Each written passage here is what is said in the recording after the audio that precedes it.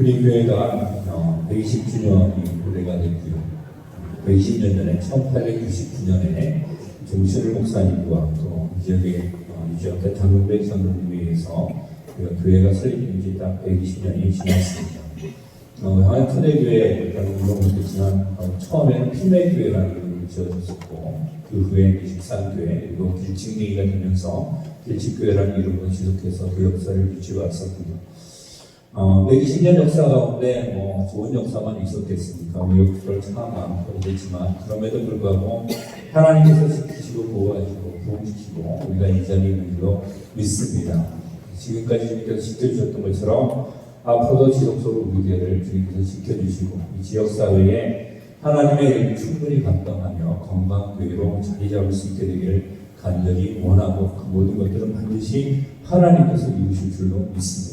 다만 우리는 성도로서 하나님께서 원하시는 교회를 키워나가는 그 방법이 무엇이고 또 하나님께서 우리가 성도로서 건강한 교회의 성도로서 어떤 위치에 서 있어야 할 것인가 라는 것을 우리가 생각해야 될 것인데 과연 건강한 교회는 어떤 교회일까? 오늘 본문의 말씀은 스데반 집사 순교 직후에 있었던 일련의 사건들인데요. 몇 가지 사건들이 있었죠. 베드로가 고넬료에게 복음을 증거하는 사건, 그리고 사울의 해신 사건 등등이 있었지만 가장 주요한 교회 사건들은 무엇이었냐면 예루살렘에 있었던 교인들이 전 세계적으로 퍼져나가기 시작했다는 겁니다. 예루살렘에 박해가 있으니까 그 박해를 피해서 달아난 것이 전화위복처럼 되어서 사마리아와 또 주님께서 말씀하신 대로 땅끝까지 이르러 복음의 증인이 되기 시작했는데 유대인에게 한정되어 있던 그 복음이 스데반 집사의 순교로 인해서 유대인들이 흩어지면서 이방 사람들이 돌아오는 그런 놀라운 역사가 일어나게 됩니다. 오늘 본문에 나오는 그 안디옥 교회라는 그 교회가 세워짐으로 인하여서 당시 로마 제국의 3대 도시 중에 하나가 바로 안디옥입니다. 로마가 제일 큰 도시였고 그다음에 알렉산드리아와 더불어서 헬라 문명 속에 있었던 그런 교회가 바로 안디옥 교회였는데요. 학문적으로 참 발달된 대도시였음에도 불구하고 많은 성도들이 돌아섰고 이 안디옥 교회가 대부흥함으로 인하여서 전 세계적인 복음의 그런 빛의 역할을 했던 것이 바로 이 안디옥 교회라는 것을 볼 수가 있습니다. 인구가 50만 정도 있다고 그래요. 요즘으로 따져도 적은 도시가 아니죠. 50만이면요. 우리나라는 워낙에 이제 서울이나 부산 같은 거대 도시가 있다 보니까 50만은 별거 아닌 것 같지만 유럽에 가도 50만 되는 도시가 그렇게 많지가 않습니다. 우리나라도 지방 도시 중에서 50만 되는 도시는 그래도 중간 도시가 된다는 거예요. 근데 고대 사회에 50만의 인구라는 엄청난 인구가 되는 거죠. 거기에 세워졌던 교회가 바로 안디옥 교회였고 지금까지 유대인 중심으로 이뤘던 그 복음이 이제는 이방인 교회로 옮겨가는 역할을 하면서 지금 우리가 알고 있는 교회 모습의 모든 기본을 닦았던 것이 바로 안디옥 교회였다라는 겁니다. 이 안디옥 교회를 개척하고 처음에 세워나갔던 사람이 바로 오늘 본문에 나오는 바나바라는 사람이었는데 안디옥 교회 목회자로 파송함으로 인해서 이 바나바가 세워지고 바나바가 사울을 데리고 와서 이 사울이 이제 파울로스라는 그 헬라 이름을 가지고 이방 세계에 복음을 증거함으로 인하여서 전 세계적으로 교회가 퍼져나가는데 가장 중요한 역할을 했던 것이 바로 이 안디옥 교회였죠. 근데 이 안디옥 교회에서 처음으로 뭐라고 불리기 시작했냐면 그리스도인이라는 그 호칭이 등장을 했었던 것을 우리는 볼 수가 있습니다. 안디옥 교회 모습을 통하여서 과연 건강한 교회가 어떠한 교회인가, 그 당시에 모든 복음의 전적 역할을 했던 그 안디옥 교회가 어떤 모습이었길래 하나님께서 이렇게 크게 쓰시는 교회가 되었는지 오늘 말씀을 좀 살펴보기를 원하는데요. 그래서 오늘 말씀의 제목을 건강한 교회라고 적어봤습니다. 건강한 교회 첫 번째는 전도하는 교회가 건강한 교회입니다. 오늘 보면 19절 20절에 보면 그때 스데반의 일로 일어난 환난으로 말미암아 흩어진 자들이 유대인에게와 구브로와 안디옥까지 이르러 유대인에게만 말씀을 전하는데 그 중에 구브로와 브레네 몇 사람이 안디옥에 이르러 헬라인에게도 말하여 주 예수를 전파니라고 성경을 기록하고 있는 것을 볼 수가 있습니다. 이 말씀은 무엇이냐면 복음을 증거했다, 전도했다라는 것을 말하는데요. 사랑하는 성도 여러분, 건강한 교회는 주님의 복음을 전파하고 증거하고 전도하는 교회들로 믿으시기를 주님의 이름으로 축원합니다. 여기서 전하였다, 전파였다 이런 모든 동사들이 진행형으로 이렇게 기록되어 있는 것을 볼 수가 있는데, 복음을 선포하는 것이 어떤 한순간에 딱 전파하고 딱 끝나는 것이 아니라 지속적으로 계속 되어졌다는 것을 볼 수가 있죠. 처음엔 유대인 중심으로만 되어지던 것이 사람들이 그냥 이방 지역에 살다 보니까 이방 사람들이 복음을 증거하고, 유대인들보다도 오히려 더 폭발적으로 그 복음의 능력이 이제 드러나는 것을 경험하게 되는데요. 처음에는 12명의 사도들에게 주어졌던 그 임무가 복음 증거였습니다. 12명의 사도들이 주로 하는 것이었죠. 처음에 예루살렘에서 오순절날 기도하고 받았을 때에 설교했던 사람은 베드로였고요. 이방인의 최초 복음을 전했던 사람도 바로 베드로였고요. 그런 12사도들 중심에서는 나중에 이 범위가 점점 넓어지는 것을 볼 수가 있습니다. 예루살렘 교회의 모든 성도들, 또 흩어진 모든 제자들, 그리고 나중에 이르러서 이제 사도 바울 같은 사람들에 의해서 세워졌던 이방의 목회자들까지 모두가 하나님의 복음을 증거하는데 끊임없이 복음을 증거했던 것을 볼 수가 있습니다. 사랑하는 성도 여러분, 우리도 이제 됐다라고 생각하는 것이 아니라 끊임없이 주님의 복음을 증거할 수 있는 성도들이 되시기를 주님의 이름으로 축원합니다. 우리가 깊은 소식을 알면 증거하지 않고는 견딜 수가 없는 것이 일반적이죠.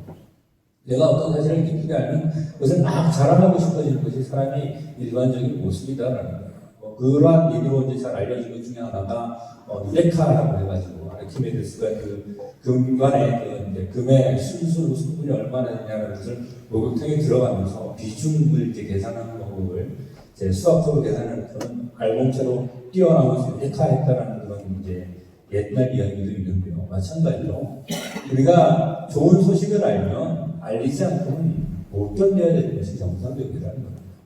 예수님께서 사마리아를 지나가다가 수가성의 한 여인을 만났는데 이 여인을 예수님과 이런저런 논쟁을 하게 됩니다. 근데 딱 들어보니까 이분이 메시아가 너무 확실한 거예요. 그래서 그것을 알자마자 이 여인은 어떻게 됐습니까? 낮에 물 들어왔던 여인이 생피해가지고 사람들이 많이 모이기는 저녁쯤에 물을 뜨지 못하고 한낮에 뜨거워 죽겠는데 물 들어왔던 여인이 물동이를 던져두고 가서는 사람들한테 잘 났으니까 이 여인이 사람들에게 뛰쳐들어가서 와서 보라 이는 그리스도가 아니냐라고 외쳤던 사실이 성경에는 기록되어 있는 것을 볼 수가 있습니다. 남편을 여러 번이나 바꾸시고 지금 현재 살고 있는 남자도 남편이 아닌, 그래서 사람들에게 자기를 쉽게 드러낼 수 없는 이 수가성이 예수가 그리스도라는 사실이 얼마나 반가웠던지 물동이를 버려두고 마을 속에 들어가가지고 이는 그리스도가 아니냐라고 외쳤던 성경의 기록들을 우리는 찾아볼 수 있다라는 거죠. 전도는 주님의 명령이기도 하지만 우리가 견딜 수 없어서 우리가 자의적으로 해야 되는 것이 전도인 줄로 믿으시기를 바랍니다. 예수가 그리스도이심을 믿으십니까? 예수님께서 우리 유일한 구세주이심을 믿으십니까?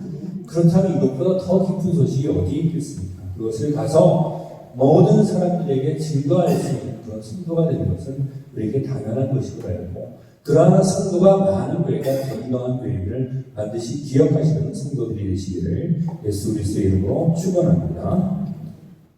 건강한 교회 두 번째는 주님의 손이 함께하는 교회다라고 말씀하고 있습니다.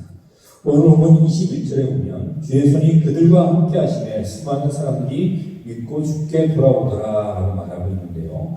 이것은 주님의 능력이 그들과 함께 했다라는 것을 볼 수 있는데, 사랑하는 성도 여러분, 건강한 교회는 주님의 손이 함께하는 교회임을 믿으시기를 예수 그리스도의 이름으로 축원합니다. 여기서 나오는 그들이라는 사람은 부브라와 부르네 출신의 유대인 몇 사람을 말하죠. 그들이 그냥 유대인에게 복음을 증거하는 것이 아니라 그 헬라인, 당시 고대 그리스인들에게 이제 복음을 증거하게 되었는데, 유대인은 과거나 지금이나 이렇게 많은 사람들에게 환영받는 사람들은 아닙니다. 지금도 유대인이라는 사람 되게 많고요. 역사적으로 유대인 별로 좋아했던 사람들 별로 없어요. 그건 처음에 유대인, 그 이스라엘 나라가 세워질 때부터 그랬어요. 그 주변 국가들도 마찬가지고. 헬라 사회라고 별게 차이 나지는 않았을 겁니다. 워낙에, 뭐입니까? 자기네들이 잘난 줄 알고, 선민 사상 때문에 그렇죠.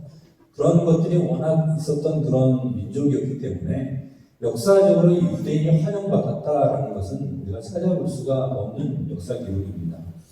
그냥 뭐 그런 유대인의 헬라인들 얼마나 똑똑합니까? 모든 우리가 지금 현재 알고 있는 모든 학문의 기초가 그 헬라 철학, 그리스 철학으로 시작이 된 것을 볼 수가 있는데 그렇게 똑똑한 사람들이 유대인들의 이야기를 들어봐서 얼마나 느꼈냐는 거예요. 그럼에도 불구하고 하나님의 손이 함께 하셨기에 그들이 헬라인들에게 그리스인들의 복음을 증거했을 때 그들이 그 복음의 능력을 경험하게 된 줄로 믿으시기를 예수 그리스도의 이름으로 축원합니다. 우리의 능력을 하는 것이 아니라 하나님의 능력으로 우리가 하는 것을 반드시 기억해야 된다는 것입니다. 전도가 되거나 또 뭐 교회가 부흥하거나 뭐 이런 일들이 이제 있으면 사람들이 사람을 자랑하는 면으로 종종 보게 돼요. 어떻게 되냐면 이렇게 됐더니 이 사람이 이걸 했더니 이런 일이 벌어졌어. 이 사람이 이걸 했더니 이런 일이 벌어졌어. 이런 일들을 이제 종종 얘기하고 자기 스스로도 내가 이렇게 했기 때문에 이렇게 된 거야 라는 것을 밝히고자 많이 하죠. 말하자면 자신의 공로를 드러내고자 하는 경우가 교회 안팎에 상당히 많은 것을 볼 수가 있습니다. 세상적인 일들이야 그럴 수 있다고 생각을 해요. 그런데 교회 안에서 벌어지는 일들이라면 우리는 결코 나의 공로를 드러내지 말고 오직 하나님께서 함께 하심을 믿고 그 가운데 나갈 수 있는 성도들이 되시기를 주님의 이름으로 축원합니다. 모든 것이 하나님의 손이 함께하기 때문에 되는 거예요. 우리가 아무리 잘나도 주님의 손이 함께하지 않으면 망할 수밖에 없고 우리가 아무리 못나도 주님께서 함께하시면 반드시 성공할 수밖에 없다라는 겁니다. 그리고 그 성공과 실패는 사람들 기준으로 이루어지는 것이 아니라 하나님의 시선으로 봤을 때 이루어진 것들이겠죠. 제가 지난번에도 얘기했지만 잘 되면 내 탓이고 잘 안 되면 누구 탓입니까? 조상 탓하잖아요. 이건 이제 세상 사람들 얘기고 우리는 그래요. 잘 되면 내가 잘해서 잘 된 거고 뭔가 잘못되면 하나님이 잘못하거나 혹은 다른 사람이 잘못해서 못했다라고 생각합니다. 그러나 그의 안팎에 이루어지는 모든 하나님의 일들은 주의 손이 함께할 때는 반드시 그 일이 성취된다는 사실을 기억하시기를 예수 그리스도의 이름으로 축원합니다. 간혹 우리는 사람들 때문에 그렇다고 생각을 해요. 저도 마찬가지예요. 저 사람 때문에 말이야 이렇게 될 것도 안 됐어라고 생각할 때가 없겠습니까? 저도 사람인데 당연하죠. 내 생각을 해보면 우리 눈에 보이는 것이 전부가 아니다라는 것을 우리는 너무나 자주 잊고 살아갈 때가 참 많아요. 하나님께서는 사람을 도구로 사용하시는 줄로 믿으시길 바랍니다. 근데 눈에 보이지 않는 것이 참 많다는 거예요. 욥기를 읽어보면 알잖아요. 욥의 친구들이 와가지고 욥에게 네가 잘못했으니까 네가 이렇게 벌을 받는 거지 무슨 죄졌나 봐. 네 혼자 그렇게 잘난 척 했잖아 라고 친구들이 그런 듯한 말로 욥을 막 공격을 해요. 욥은 난 그게 아니야. 물론 내가 잘났냐 나도 죄투성이고 그렇게 했는데 그것 때문에 내가 이렇게 고생하는 거 아니야 라고 욥을 얘기하는데 친구들은 계속 아니라 그러거든요. 표면적으로 봤을 때 누구 말이 옳았을 것 같습니까? 당시 욥의 친구들 말이 또 옳은 것처럼 들려요. 근데 그들은 뭘 못 봤습니까? 그 위에 있는 하나님의 영적 영역에서 이루어진 일들을 보지 못하고 있었다는 것입니다. 사랑하는 성도 여러분, 눈에 보이는 것이 전부가 아니라 영적인 영역이 분명히 존재한다는 사실을 기억하시기를 바랍니다. 자꾸 우리 주변에 안 좋은 일이 뭔가 생기면 사탄이 방해합니다. 그 방해를 우리가 물리치고 갈 수 있게 되기를 주님께 축원합니다. 아람 왕이 이스라엘에 쳐들어왔어요. 엘리사를 잡으려고. 엘리사 때문에 자기네들이 못 이긴다고 생각하는 거죠. 그래서 사마리아성을 딱 에워싸고 엘리사를 잡으려고 하니까 엘리사의 종이었던 사환이 겁을 먹은 거예요. 큰일 났습니다. 선생님, 이제 우리 죽었습니다. 그러니까, 야, 내가 뭐 하나 딱 보여줄게. 했더니 하나님께 기도를 한 거예요. 엘리사가 여호와여 원하건대 그의 눈을 열어서 보게 하옵소서. 하나님께서 엘리사 사환의 문을 열게 하였더니 어떤 일이 보여주냐면 불말과 불병거가 산에 가득하여 엘리사를 둘렀더라. 그들의 눈에는 보이지 않았어요. 인간적인 눈에는. 그러나 엘리사 뒤에는 벌써 하나님의 불병과 불만이 그를 둘러 진치고 있었고 그 보았던 그대로 아람 왕은 엘리사를 털끝 하나 건들지 못하고 돌아갈 수밖에 없었다라는 것입니다. 눈에 보이지 않는 하나님의 손이 우리와 함께 하심을 믿는 교회, 그 교회가 건강한 교회임을 명심하시기를 예수 그리스도의 이름으로 축원합니다. 건강한 교회의 마지막 세 번째는 그리스도인이라 일컬음을 받는 교회입니다. 오늘 보면 26절에 보면 만남의 안디옥에 데리고 와서 그들이 교회에 1년간 모여있어 큰 무리를 가르쳤고 제자들이 안디옥에서 비로소 그리스도인이라 일컬음을 받게 되었더라라고 말하고 있는데요. 우리도 모든 세상 사람들에게도 그리스도인이라 일컬음을 받을 수 있는 성도들이 되시기를 예수 그리스도의 이름으로 축원합니다. 그리스도인으로 불려질 수 있는 사람이 되어야 된다는 거예요. 그리스도인이라는 말에 크리스찬이라고 영어로 번역되어 있는데, 크리스티아누스 이렇게 되어 있어요. 오늘날에는 그게 이제 사람들 이름도 막 나오잖아요. 크리스찬의 이름을 그냥 쓰는 사람도 있고, 크리스토퍼, 이런 이름들이 다 이 크리스티아누스라는 그 이름, 그리스도인이라는 이름에서 다 비롯된 이름입니다. 서양에 가보면 유럽이든 아니든 이 크리스찬이라는 이름을 갖고 있는 사람들이 꽤 있어요. 근데 오죽하면 사람들이 그렇게 불렀겠습니까? 그리스도인에게 속한 자들이라는 뜻이에요. 그러니까 그들은 나가면 예수 그리스도밖에 얘기하는 거예요. 그리스도, 예수 그리스도, 그리스도의 힘으로 이런 것을 그의 삶 속에 항상 가지고 있고 또 그렇게 살아왔기 때문에 당시의 세상 사람들이 그 사람들을 뭐라고 불렀다고요? 그리스도인이라고 비로소 불렀다라는 겁니다. 오늘날에는 어떤 종교적인 형태를 가지고 교회에 등록해가지고 그 이름이 교회에 기록되어 있으면 그리스도인이라고 부르죠. 사실은 그렇게 불려진 것이 그리스도인이 아니에요. 어떤 행정적인 것을 가지고 그리스도인이 되는 것이 아니라 우리의 본성이 그리스도를 드러내는 그리스도에 속한 사람이 되었을 때 비로소 그리스도인이라 불리게 된 줄로 믿으시기를 예수 그리스도의 이름으로 축원합니다. 사도 바울은 고린도후서 2장 15절에 이렇게 말하고 있어요. 우리는 구원받는 자들에게나 망하는 자들에게나 하나님 앞에서 그리스도의 향기니라고 말하고 있다는 거예요. 한국 사람들은 잘 모르는데 우리가 유럽 사람들 옆에 가면 유럽 사람들에게서 우리는 그 치즈 냄새가 나잖아요. 그죠? 근데 그 사람들은 한국 사람에게서 마늘 냄새하고 김치 냄새하고 된장 냄새를 맡는다고 합니다. 그래서 가면 생김새가 좀 달라도 그 사람이 한국 사람인지 아닌지 알 수 있다는 것이죠. 모든 사람들에게 풍기는 최치결한 게 있는 것 같아요. 우리 아이들 같은 경우는 저도 어렸을 때 그랬던 기억이 나는데 우리 아이들이 희한하게 아빠가 입었던 옷을 알아요. 아빠 냄새 난다고 그러면서. 그래서 아빠가 냄새 나니까 그게 아니고요. 그래서 그러는데 사람마다 자기 나름대로 체치가 가지고 있는 것을 볼 수가 있죠. 근데 우리가 그리스도인이라면 우리의 삶 속에 그리스도의 향기를 내뿜을 수 있는 사람이 되어야 된다는 거예요. 어디 가서 나는 교회에 다니는 사람이에요 라고 말을 하지 않는 그 사람을 딱 보면 쟤는 분명히 교회에 다니겠구나. 예수님 믿는 사람이겠구나 라는 것이 우리가 알 수 있어야 된다라는 것을 오늘 본문을 통해서 말하고 있는 것을 볼 수가 있습니다. 그리고 사실 우리가 그리스도인답게 살아가면 그럴 수밖에 없는 것이죠. 우리가 이런 것들을 위해서는 우리에게 마음을 정하는 그런 일들이 반드시 있어야 될 줄로 믿으시기를 주님의 이름으로 축원합니다. 저절로 되는 것이 아니더라고요. 예수님 믿으면 처음에는 어느 정도 반동에서 이렇게 저절로 나와요. 저절로 기도도 되어지고 저절로 기도도 하고 예수님 만난 지 얼마 안 되면 막 전도도 막 저절로 하게 할 수밖에 없고. 근데 세상을 살아가다 보면 어떻습니까? 처음에 내가 느끼던 것과 다른 벽들이 부딪히기 시작하거든요.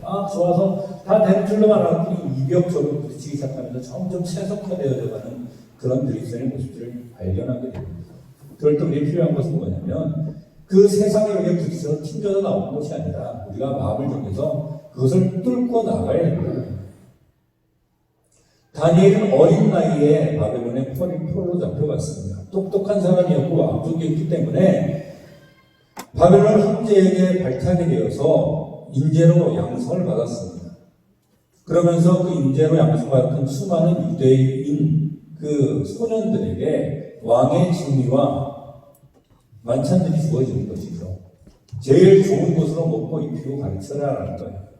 근데 다니엘에게는 한 가지 문제가 있었습니다. 그것이 무엇이냐면 왕에게서 주어진 그 음식들이 성경의 율법에 이르러서는 먹으면 안 되는 우상에게 바쳐졌다가 나오는 핏째 먹는 음식들이었다는 거예요. 자기의 신앙대로는 이것을 먹으면 안 되는 거예요. 자기네들이 망했던, 자기네 나라가 망했던 이유가 무엇이었냐면 다니엘은 어렸지만 분명하게 알고 있었어요. 조상들이 하나님만을 섬기라라고 이렇게 선지자들로부터 얘기를 들었음에도 불구하고 우상 숭배를 버리지 못하고 하나님과 우상을 겸하여서 섬길 수 있다고 생각하고 온갖 뒤죽박죽 생활을 해왔던 자신들의 조상들이 자신의 나라를 포로로 만들고 나라를 잃게 만드는 결과를 주어졌다는 것을 알고 있었어요. 다니엘은 결코 자신들의 조상의 길로 갈 수가 없었습니다. 그래서 성경은 뭐라고 해요? 마음을 정하여 라고 얘기하고 있습니다. 그래서 왕의 모든 진묘한 것들을 다니엘은 작정하고 거절했습니다. 안 돼요. 난 이거 먹을 수 없습니다. 아니, 난 그러면 내가 왕한테 혼나는데. 환관장이 그렇게 얘기해요. 왜 혼나냐? 야, 니들 건강하게 키우려고 그랬는데 네 안색이 안 좋아지면 건강이 안 좋아지면 난 왕한테 혼난단 말이야. 너니 이거 먹어. 다니엘이 뭐라고 할까요? 그러면 시험을 해보십시오. 다른 소년들한테 이걸 다 주고 나한테는 며칠 주어서 통죽만 먹게 하면 성경은 채소라고 번역했는데 채소가 아니라 콩죽이에요. 콩죽만 먹게 해보고 며칠이 지나서도 그대로면 그렇게 하겠습니다. 며칠 지났는데 어떻습니까? 다른 소년들보다 얼굴이 더 좋아요. 콩이 건강에 좋다는 얘기인가요? 하나님의 손이 다니엘과 함께 하신 줄로 믿으시기 바랍니다.